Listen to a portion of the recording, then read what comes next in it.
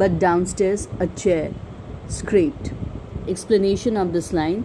The timing of the sentence indicates how, as soon as he decides to proceed slowly and probably starts getting to the core of this issue, he wants to convey to his daughter deep within, things start moving.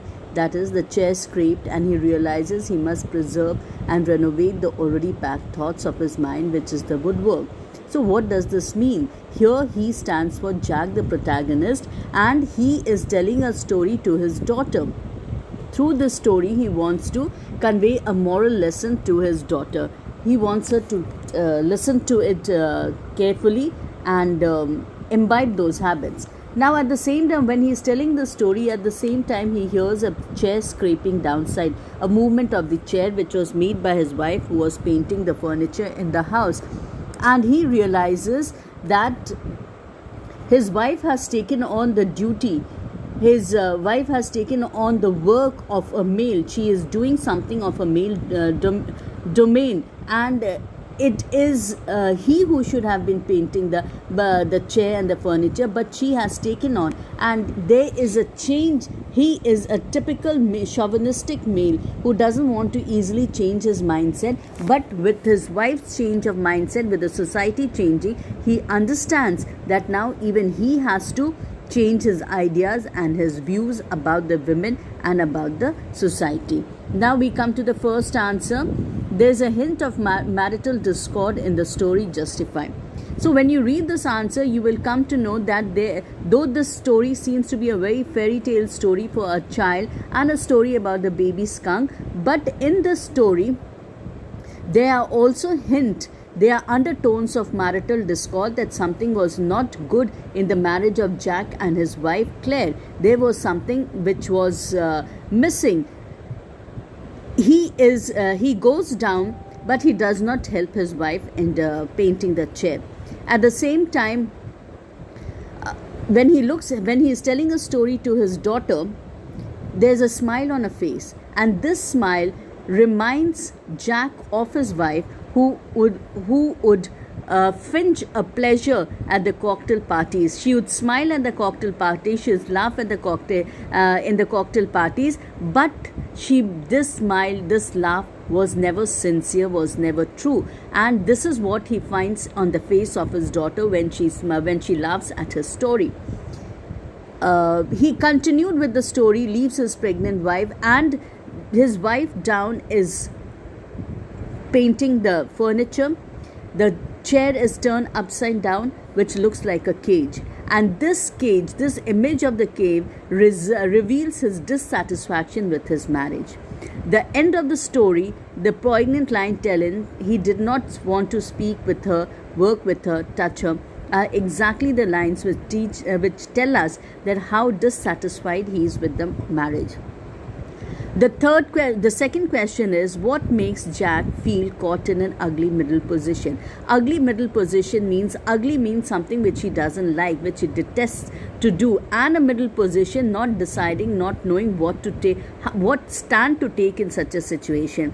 First of all, when you read this answer, you will come to know that Jack feels caught in an ugly position because he does not know what to do, whether to stay back and tell the story to his daughter, because the story is very important for his daughter. It is through this story he wants to make very clear to his daughter Jo that it is important to listen to our parents and to follow what our parents tell us to do, because they are the only ones who know what is right and correct for us. And at the same time, he has to go down and help his wife Claire in painting the woodwork and the furniture, which he is not able to do. So he cannot decide that what is important for him, staying back with his daughter and telling her about the importance of the lesson or the moral that is being imparted through this, or going and helping his wife. Now the second thing is that his chauvinistic attitude. We all know that Jack has a very chauvinistic attitude. He doesn't like the women in his life, or in general women, to be independent. He wants them to be hanging to his words, to take commands and orders from them. He doesn't want them to take him for granted. So when he sees his wife's independence, when he sees that his wife has taken on the role of a male and painting the chair, which should have been a male's work, he is very much in feels caught in a position where he does not know what to do, and should he accept the changing role, should he accept the changing mindset of the women and the society, or should he continue with his old chauvinistic attitude. The third is that Jack tells the story to Jo. She doesn't like the end of the story, the conclusion of the story. She wants the story to end in some other way. But Jack, as a father, through the story, through this conclusion of the story, he wants his daughter to learn that it is very important that she should agree to the end of the story, the conclusion of the story, that mommy hit the wizard. It is very important that Jo should understand this and accept this without any questions. So this is what he feels. These are the 3 points which makes him feel caught in an ugly position. Now the chair that is being painted, the old color being painted with a fresh coat of color, also indicates that like Jack, this is also being the chair, the furniture is also being like the chair, furniture. Jack should also bring about a change in his outlook and change in his behavior towards women in general. Now, what is the moral issue that the story raises? Now, what is the moral issue that we are doing? What the answer that is given here? The character is just in the views that they had derived from the personal experience. Telling to his daughter tries to encourage good moral lessons through this. And here, the 2 things that is important is the perspective of the adults and the perspective of the child. For the child, changing the smell of the skunk to roses was very important, whereas for the father, it was more important that the baby skunk, Roger skunk, should have told his problem to his mother, because she was close, very close.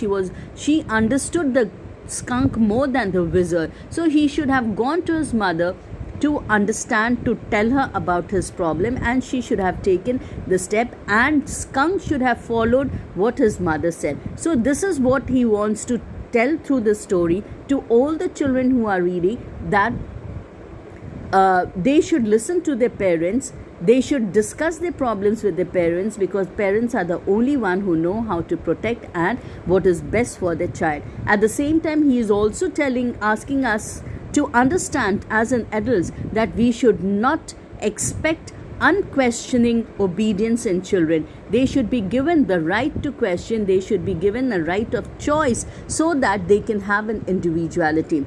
Now, the third thing, the moral issue here that the story raises, is about individuality. Each one of us are individuals, and we remain with our plus points and our minus points. We should be accepted as we are by our friends and our acquaintance. Because of someone, we should not change our individuality. We should not change our personality. We are, with all the plus and the good and the bad points, we are what we are, and we should be accepted according to it. Just like the smell of the skunk was his individuality, and this smell helped him to save himself from the other animals. So these are some of the moral issues that are raised in this story.